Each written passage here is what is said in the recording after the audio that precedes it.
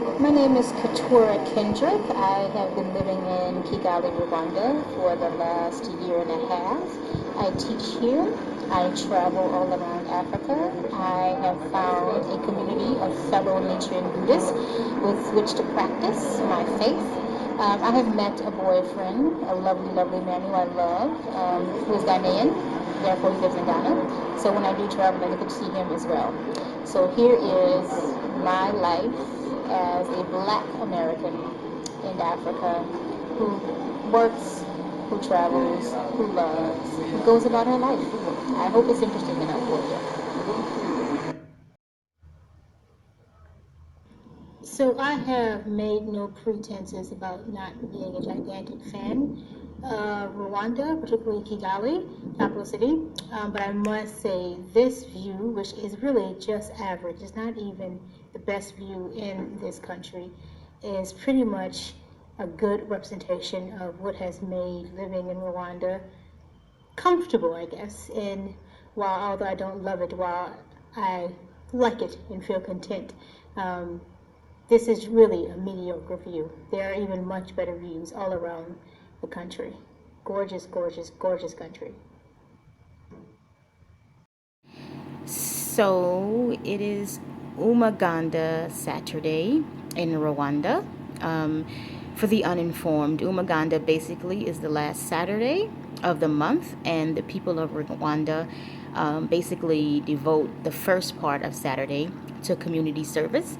From what I'm told, because I'm ashamed to say, I had every intention of participating in Umuganda when I first moved to Kigali and just never got around to it. From what I'm told, in neighborhoods, especially very local neighborhoods, there is a neighborhood leader, and the people of the neighborhood go to him every month, and he sort of decides what needs to be done in the neighborhood for Umuganda Saturday. I think the neighborhood that's next to mine, Keturah, one of the projects that gets worked on for Umuganda is a road that's being built to make it easier to get into certain parts of the neighborhood. But anyway, so on Umuganda Saturday, businesses do not open until about 12 because Umuganda normally lasts until about 11 or 11:30. So here's why I am sending you this video. If I were a better Buddha, I would be sending you this video because I was actually helping in someone's neighborhood, and I wanted to extol the virtues of community service and the brilliance of His Great Honorable Excellency Paul Kagame for implementing a community service day. That would be lovely if I were a better Buddha, but I'm a regular Buddha, and here is why I'm shooting this video. There's a strategy for getting services done at businesses once they open on Umuganda Saturday. Sometimes I plan my mani and pedi for Umuganda Saturday, and I make a point to get to the manicure and pedi place by like 12 so I can be the first in line when the workers make it in to the salon, sometimes at 12, sometimes at 1, sometimes never, because let's just be real, this community service day takes place on the continent of Africa in the country of Rwanda. So today, Umuganda Saturday, fell on the day when I need to come and get my hair washed and my locks retwisted. I'll show you. Looky there. The salon people, I don't know if they're actually doing Umuganda, but they actually come in at a time that one would imply they've been doing some very strenuous work before coming. So I make it my duty whenever my hair freshen up time happens on Umuganda Saturday to be here by 12, although I'm under no delusion that the lovely ladies who wash and retwist my hair will actually be here at 12. See, I want to be the first in line because I want to make sure all the other lovely men and women who come to this lovely natural hair salon in Kigali to get their locks retwisted, that they are clear on who is here first. So when the workers do in fact show up, maybe they'll be here momentarily, maybe they'll be here in an hour, maybe they will not, but if they do, everyone here in this immediate vicinity understands that that little Mzungu lady who kind of looks Rwandan, but obviously is not because she's here really early, they know that she was first. I'm going to turn my camera around. I'm going to show you just what my strategy involves. So I'm at the top of the stairs now at Meza Salon. Here is the staircase. And if you look over, you will see that there's an entrance to the little mall area. So right there by that water tank, sometimes a man, a very nice man, very handsome man with really nice dreadlocks, sometimes he will come in after me. But the problem is a judgment. What I've learned about being in Rwanda in general is that very few Rwandans respect the authority of a line. And you have to sometimes be very clear when you are one of those Americans who respects the authority of a line. You have to be very clear when some people don't, that you were first in the aforementioned line whose authority they do not respect. So I sit here, I perch myself here at the top of the staircase that leads to Maza Salon.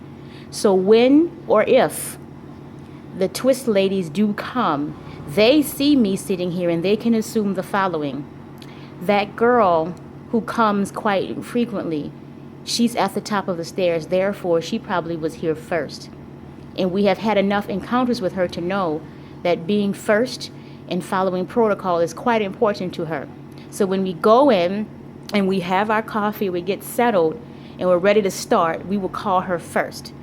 So that's reason one why I perch myself here. But it's also very much dual. There's a dual reason why. It's not just the ladies. It's so that guy, he's not there right now. He's probably still rising from slumber because he knows too it's Umuganda Saturday. He's not there, but when he comes, the first person he will see when he looks up here at the front door of Maza Salon to see if the people have arrived, he'll see me. And he will assume the very same thing that the worker ladies would have assumed in the event that they show up in a timely fashion or at all. And he will respect the authority of the line because I will likely look at him like this when he shows up. And then when the ladies come and they walk in and they say, Miwe, and they go into the salon and they call someone because they might forget that my sitting here was a message.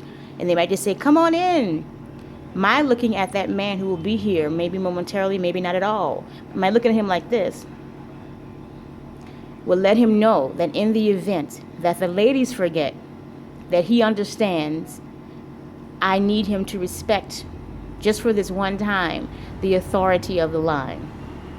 As I said earlier, if I were a better Buddha, this would be a video that's like, oh my goodness, I just helped build the road. And maybe some school children in Kimihurura will be able to get to school on time because, I did what His Great Honorable Excellency Paul Kagame had hoped would happen on this community service day. I did community service in a better world whereas I'm a better Buddha. That's what this video will be about. But alas, it is not. I am me. And I just wanted to make that clear. I wanted to share my strategy with all of you who are listening because I think it's terribly, terribly important to have a strategy when you are in a culture that they have different assumptions, they have different rules. So I'm going to sit here for the next hour at least, I'm sure. I brought me some books to read. I brought some water to stay hydrated. I have some cash on me in case I need to go get a little snack or something. I'm here because I believe in strategy, and I believe ultimately, in a very bizarre, twisted way, I win. I'm going to win. I believe it with all of my heart and soul. Oh my goodness, look at this. This is the best night ever. Is this shrimp? I don't know what this is, Yes. but it's, oh, there's shrimp in a landlocked country. Oh, thank you, African Jesus. And Joyce. Thank you, Joyce.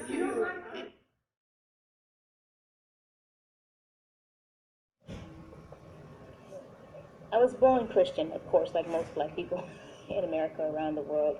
But I discovered Nam-myoho Renge Kyo in New York City through a friend who I think at least once a year for introducing me.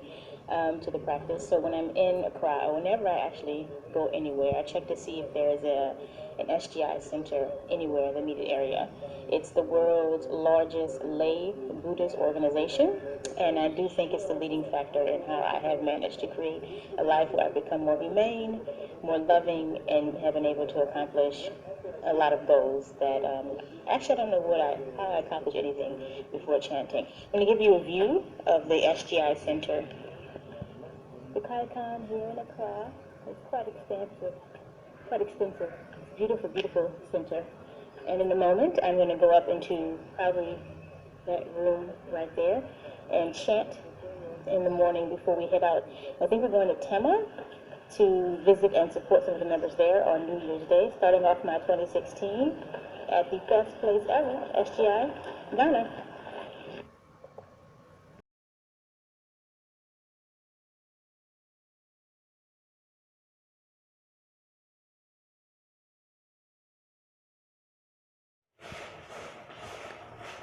I've been to Ghana about 3 times, and on my 3rd time, I decided I was going to be a good African American and go on this pilgrimage that apparently we like to go on to visit slave dungeons or whatnot. I'm told that this sign, the one that says no stopping, yeah, that right there. I'm told that in front of this sign a bus will stop that will take me to this place called Jamestown, where there is a slave dungeon. So yeah, we shall see how this goes. I'm not feeling very confident in the instructions I've been given. The fact that I'm supposed to wait for a bus to stop where there's a big red sign that says no stopping. That's just, pray church. Right now, our tour guide is now playing soccer. Again, I'm not sure what tour I paid for. I thought I was clear. I wanted to see the slave market and stuff, and for my ancestral pride. But we're in apparently the king's palace courtyard with some children, and our guide is now playing soccer. I'm just going to go with it, so maybe my video will not show you my ancestral history. Let's just be patient. Just patiently wait. It's Africa.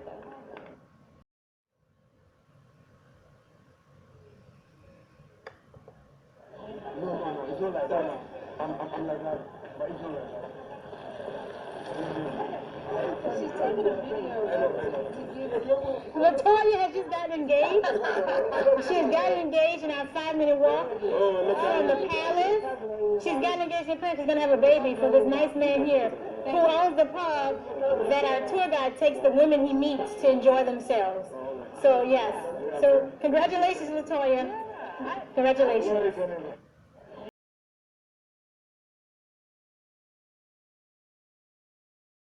So here I am in Victoria Market in Seychelles. If you have not noticed, I'll show you my tan lines. I literally have been on a beach for several days. I've made it a job. I was on the beach yesterday from 12 to 7 p.m. I had a very long shift. It was quite enjoyable.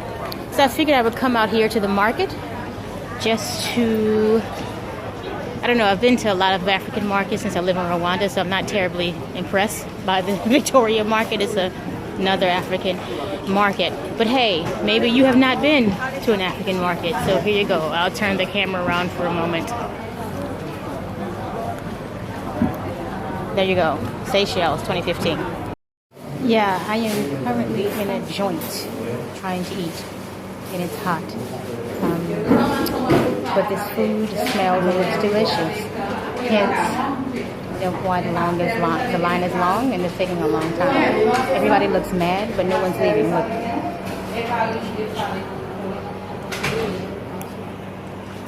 Seychelles 2015. As you can see, it was well worth the wait and the heat. We shall see. This is not Eden Island. The rain did slow a bit, but it's still raining.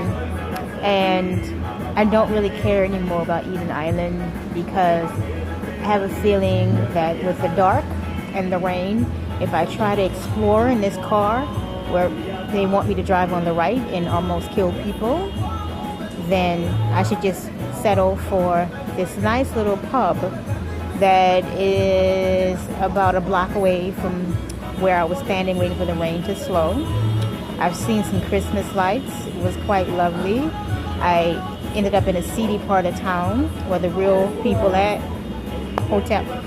So I've had a full night. So I'm going to drink my beer, and I'm going to then get back in the car after, I'm certain that my beer has not caused me any major inebriation problems. And I'm going to go back to the guest house where I'm staying, and I'm going to sleep. And then in the morning when I get up, I'm going to go to the beach. And there you have it, Seychelles, 2015. So here I am in Mehe Island and the Seychelles. Story of my life. It is raining, and I was on my way to Eden Island. I think that's what it's called. And I assumed that I would be able to remember how to get there based on the driver when he drove me from the airport was like, hey, here's the entrance to Eden Island. And I was like, oh, cool. When I get the rental car, I'll come back. Now I'll make it. And so I tried that several times, and I almost had an accident because the car that I rented isn't automatic. But I took for granted that Seychelles is one of those odd places where folks drive on the right, which means what side of the street you should be on also changes drastically than when you drive on the left. So anyway, almost had an accident. I did catch some really good pictures of Christmas lights and whatnot.